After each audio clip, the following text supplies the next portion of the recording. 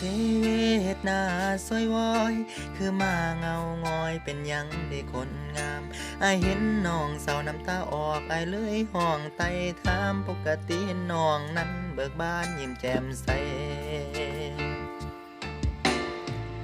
บ่เป็นหยังดอกอายเพียงขี้พุ่นฟงใส่ตาพร้อมสายลมพัดมาจึงเฮ็ดให้น้ำตาไหลแต่ขี้ฝุ่นเม็ดนี้ไอ้ว่ามันก่อนใหญ่เกินไปมันตำตาบาดใจจึงมีน้ำไหลออกตา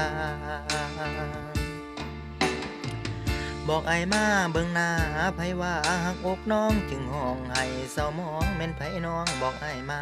กะเขานั้นละอายผู้ที่มันไม่ให้สัญญาแต่สุดท้ายก็ลาไว้หน้าไปมีแฟนใหม่น้องเอ๋ยเศร้าสาน้องลาเสร็จน้ำตา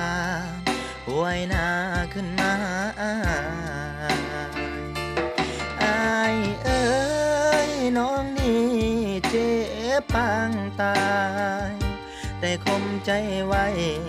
ขอบใจอายที่มาเทคแคร์ยิ้มสวยเด้อคนดียังมีอายคนนี้